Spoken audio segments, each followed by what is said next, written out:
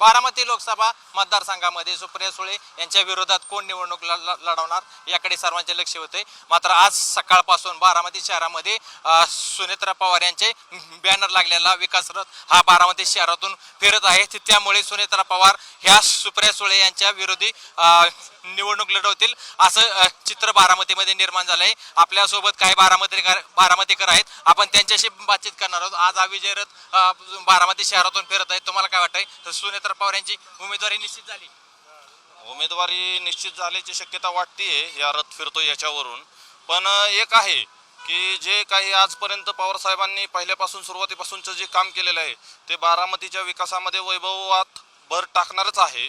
त्याच्यानंतर त्यांच्याच मार्गदर्शनाखाली दादांनी पण खूप काही काम केलेलं आहे। पण याच्यानंतर भविष्यात अशी बारामतीकरांना एक चिंता लागलेली आहे की जेणेकरून भविष्यामध्ये याच्यातून आणखी काही वेगळं होऊन बारामतीचा जो विकासाचा अश्व चालू आहे ज्या पद्धतीने त्याला कुठंतरी एक लगाम लागू नये याची एक शंका मनामध्ये हळूच लागते आहे, अशी शक्यता आहे।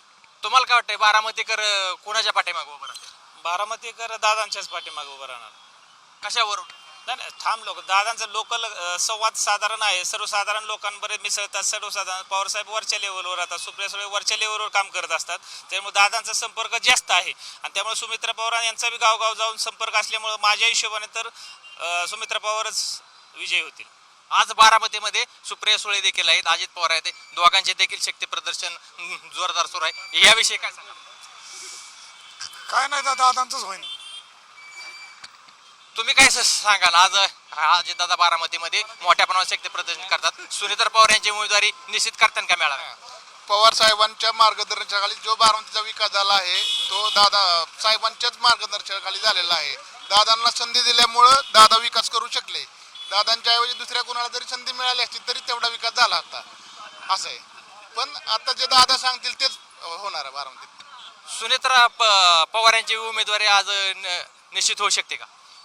आता ते वरच्या लेवलला आम्ही म्हणजे एक नागरिक म्हणून नाही सांगू शकत, पण सुनीता पवारांची जरी उमेदवारी निश्चित झाली आणि जर सुप्रियाताईंची त्यांची तर सुनित्राताईंचं आणि दादांचं सर्वसामान्य लोकांशी एक नाळ जोडलेली गेली आहे। दादांनी नेहमीच बारामतीच्या विकासाला अहोरात्र कष्ट केलेलं आहे। अगदी पहाटेपासून ते सकाळी पहाटेपासून ते संध्याकाळपर्यंत बारामतीच्या विकास जातीने दादा लक्ष घालतात। त्याच्यामुळे दादांचा संपर्क फार दांडगा आहे, त्याच्याबरोबर वहिनींचा पण आहे।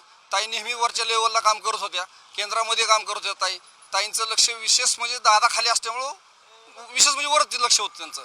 असो आता तरी जरी आत्ता वहिनी उभा राहिल्या तरी वहिनींचं पारडे नेहमी जड राहणार आणि दादांचा उमेदवार निवडून येण्याची शंका वाटत नाही।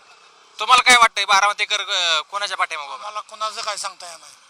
तुम्हाला काय वाटतंय? बारामतीमध्ये जर वहिनी थांबल्या तर 100% इथनं त्यांना लीड मिळणार, त्यात काही वाद नाही, त्यांचं पारडं जड असणार आहे।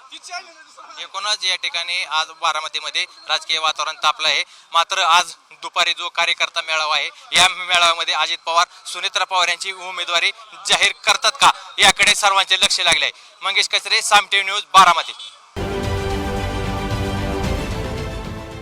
देश विदेशातील प्रत्येक घडामोडींचे लाईव्ह अपडेट मिळवण्यासाठी आता साम टीव्हीच्या सर्व सोशल मीडिया प्लॅटफॉर्मला लाईक, फॉलो आणि सबस्क्राईब करा। तसंच सर्व नोटिफिकेशनसाठी बेल आयकॉन प्रेस करायला विसरू नका।